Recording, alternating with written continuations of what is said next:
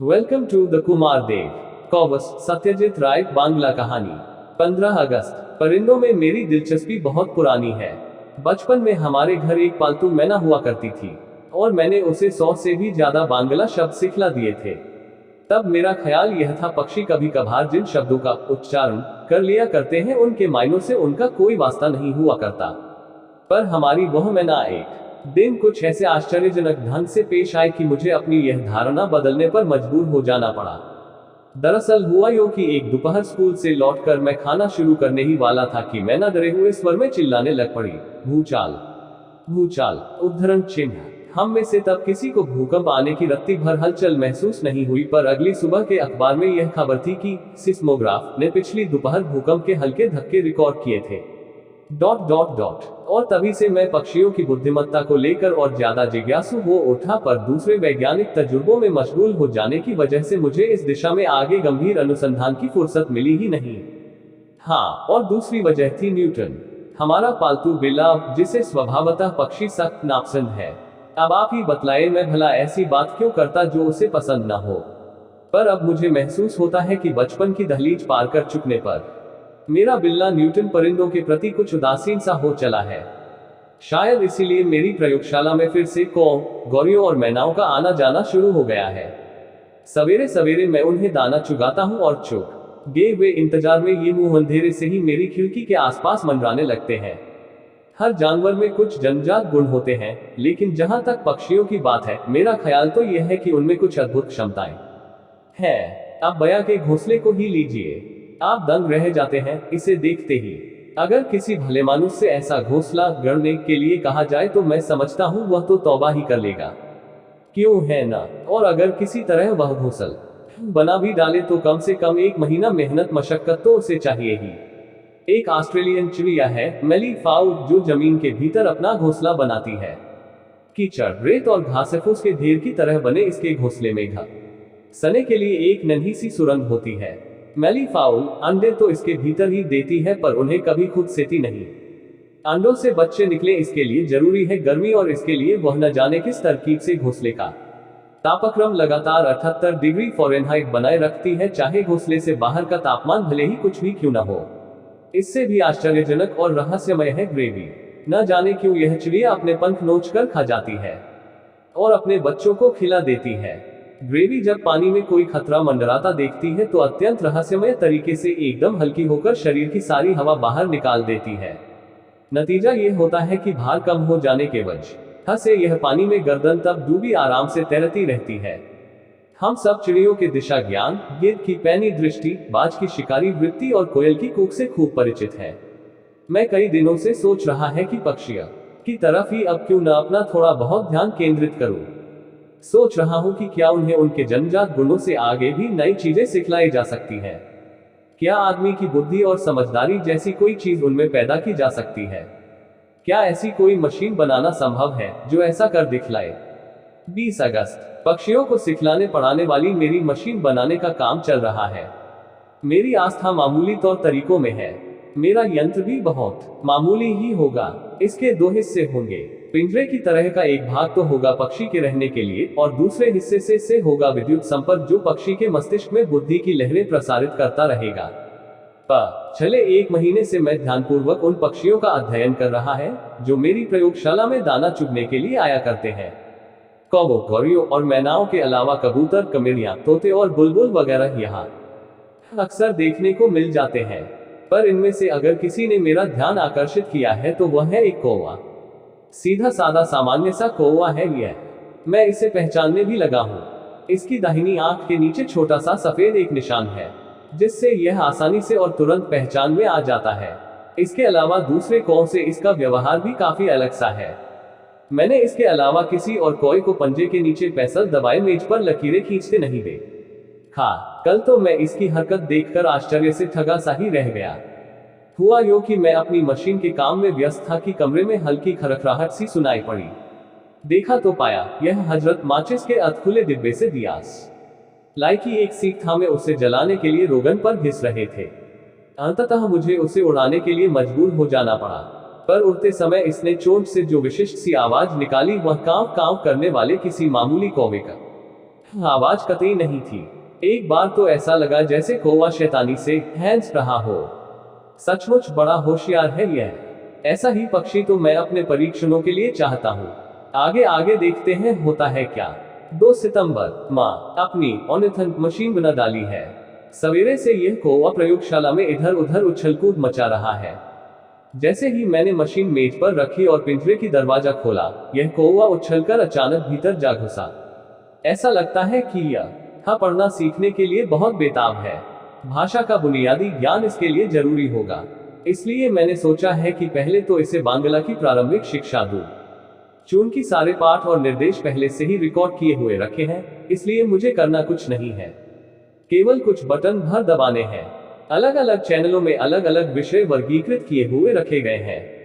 एक और आश्चर्यजनक चीज मैंने नोट की है, जब भी मैं मशीन का बटन दबाता हूं को एक ही सब हरकतें एकाएक रुक सी जाती हैं और इसकी आंखें मुड़ने लग जाती हैं।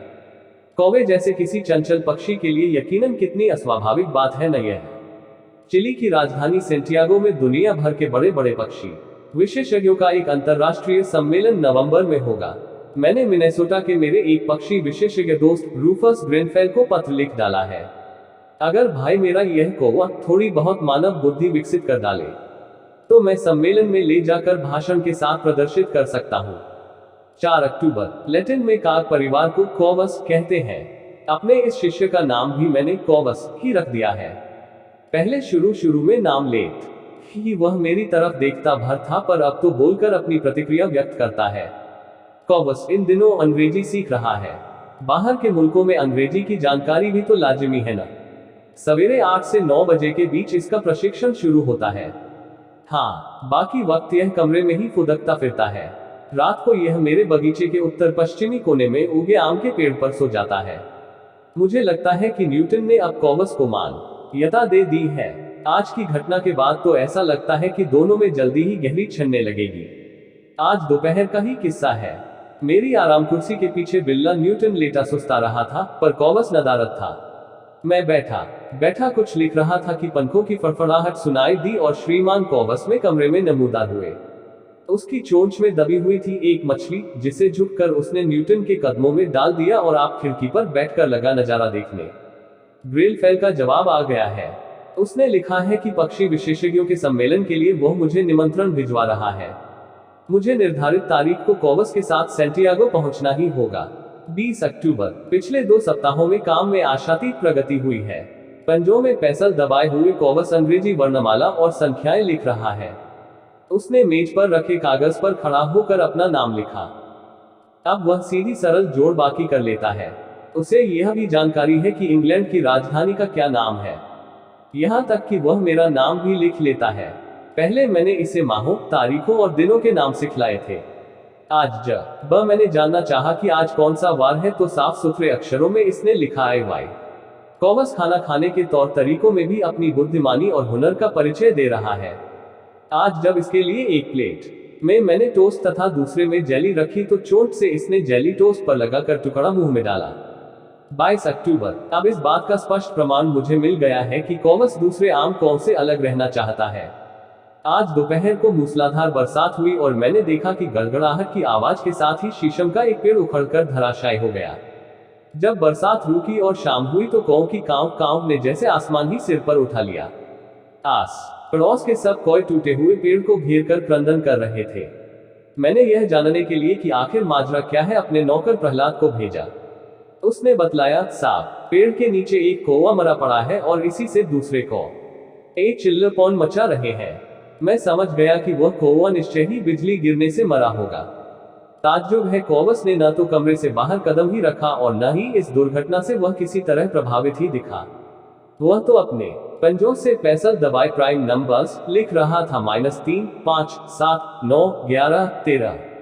7 नवंबर, कॉवस को अब दुनिया के वैज्ञानिक समुदाय के सम्मुख पेश किया जा सकता है। हालांकि पक्षियों को सिखाने की मिसालें बहुत तेरी हैं, पर मैं नहीं समझता कि कॉर्वस के बराबर किसी पक्षी को कभी दीक्षित किया गया हो। ऑर्निथन मेरी मशीन ने अपने काम को बखूबी अंजाम दिया है।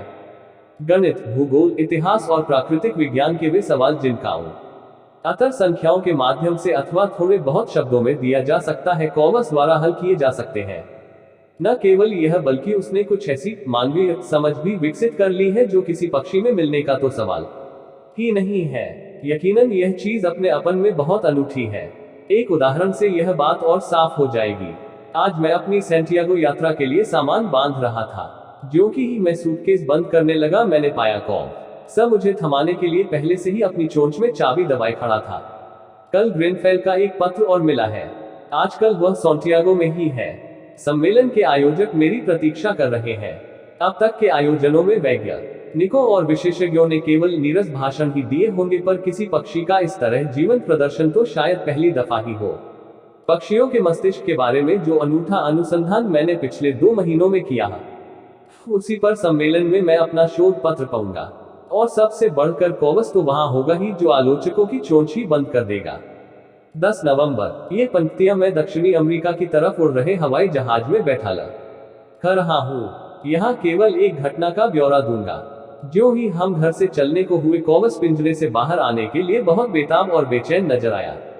न जाने क्या चाहता था वह। मैंने आगे बढ़कर पिंजरे का दरवाजा खोल दिया। कॉवस तेजी से उड़कर मेरी लिखने की मेज तक गया और लगा उसकी दराज पर चोंच मारने। मैंने जो ही दराज खोला तो देखा कि मेरा पासपोर्ट वहां पड़ा हुआ है।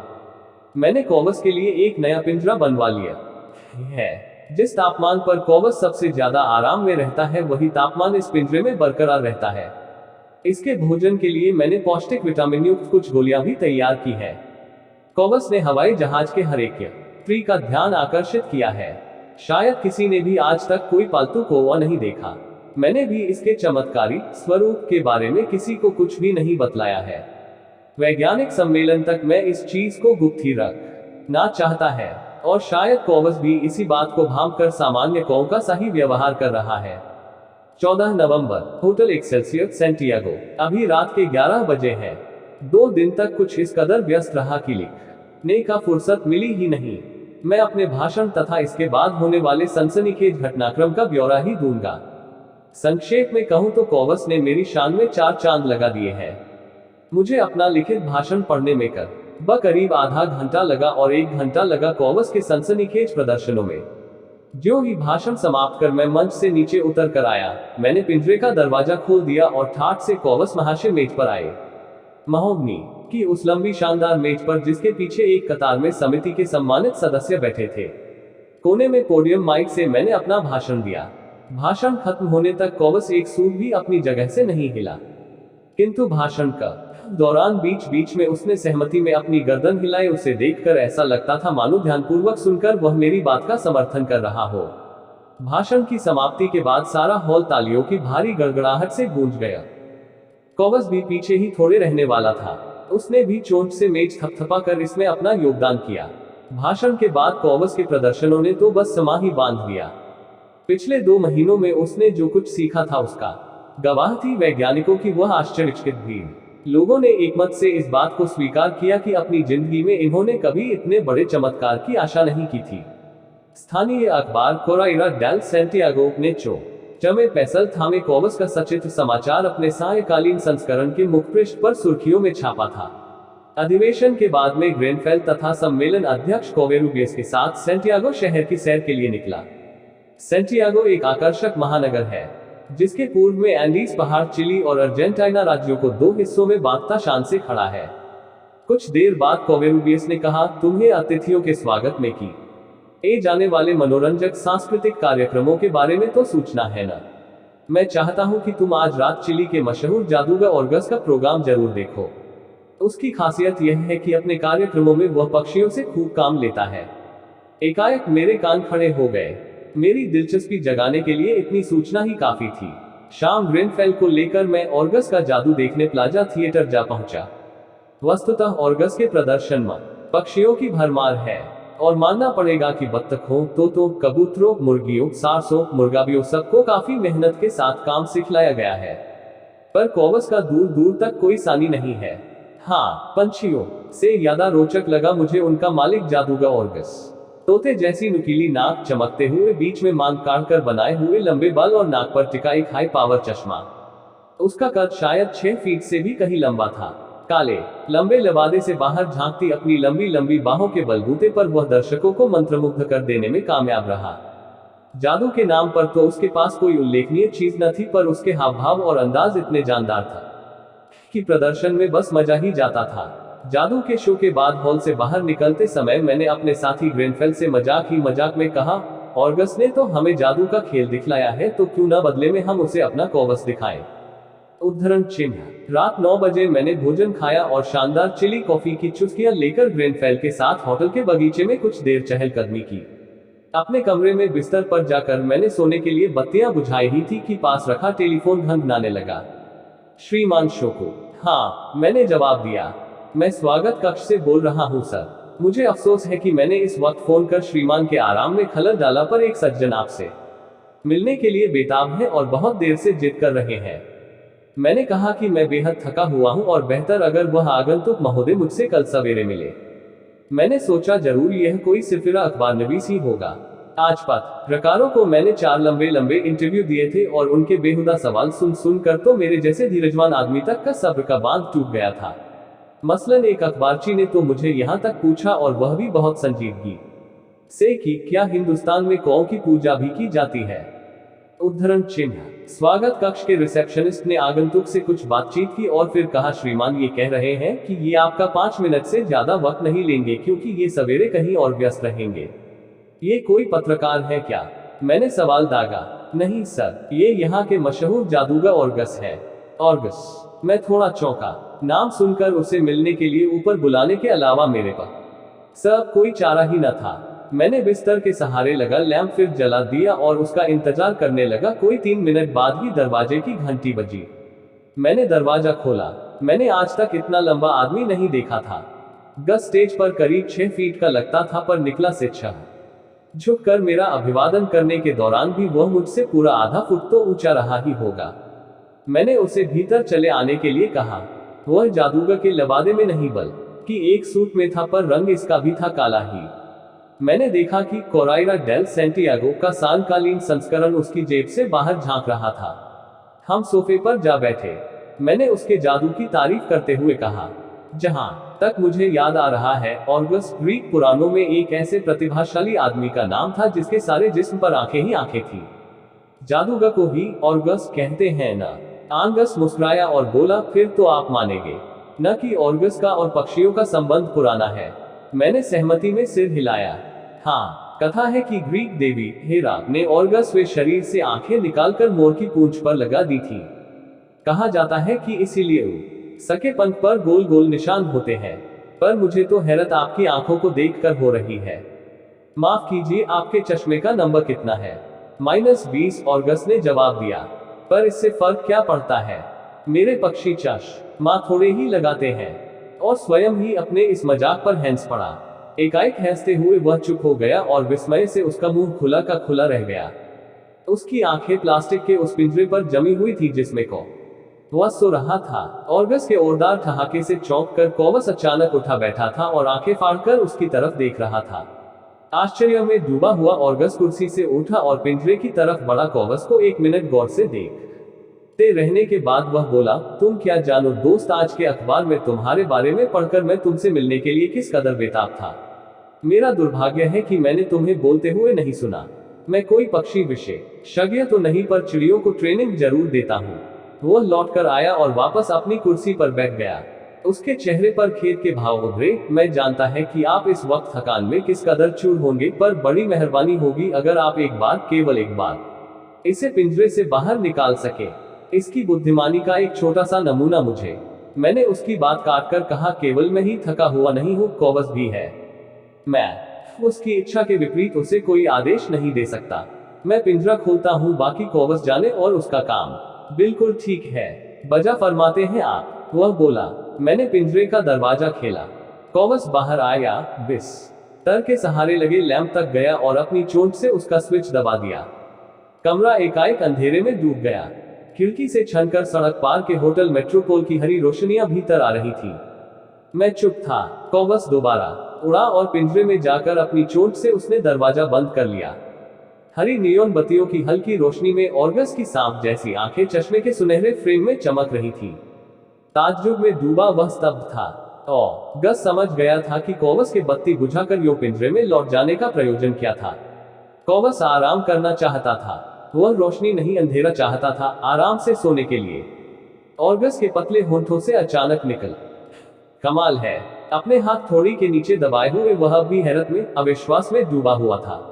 मैंने देखा उसके नाखून बहुत लंबे थे और सिल्वर रंग की नेल पॉलिश की वजह से वे हल्के अंधेरे में भी दमक रहे थे।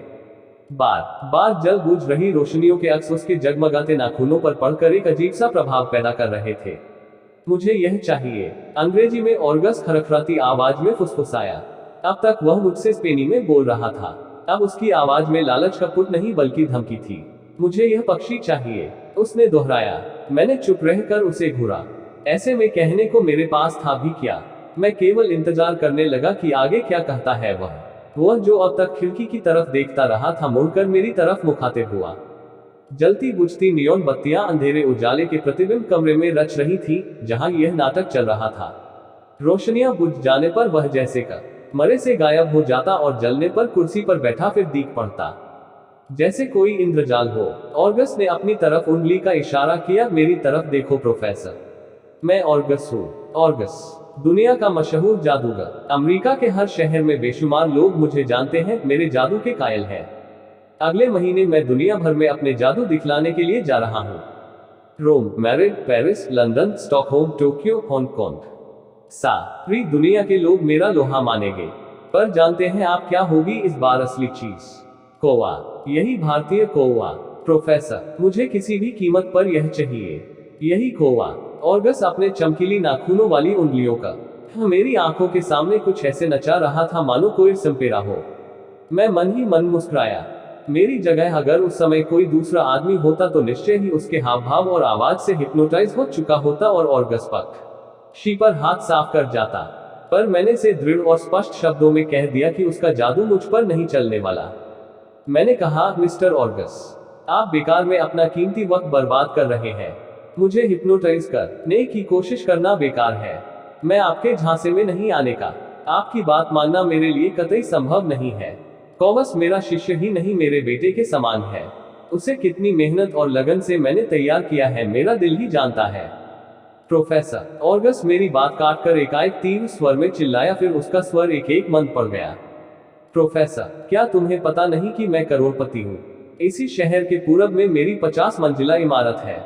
मेरे यहाँ 26 नौकर और 4 कैडलिक कारें हैं। मेरे लिए कोई चीज महंगी नहीं है। प्रोफेसर, मैं अभी हाथों हाथ इस कॉय के लिए तुम्हें 20,000 एस्क्यूडोज दे सकता है। 20,000 एस्क्यूडोज का मायना था करीब 1 लाख रुपए। पर ऑर्गस को शायद पता नहीं था कि जैसे अनापशनाप खर्च कर डालना उसके बाएं हाथ का खेल था, ठीक वैसे ही मेरे लिए भी पैसे टके का कोई मूल्य न था। मैंने उस पर यह दो टूक जाहिर कर दिया। आखिर ऑर्गस ने आखिरी पासा फेंका, आप तो भारतीय हैं न प्रोफेसर? क्या आप हिंदुस्तानी रहस्यमय संबंधों में विश्वास नहीं करते? ऑर्गस और कॉवस, कॉवस और ऑर्गस, कितना साम्य है दोनों लफ्जों में, क्यों है न प्रोफेसर? अब मैं अपने आप पर काबू न रख सका। मैं कुर्सी से उठ गया और बोला, मिस्टर ऑर्गस, आपकी धन दौलत, कारें, कोठियां और प्रसिद्धि आपको ही मुबारक हो। मेरा कॉवस मेरे साथ ही रहेगा।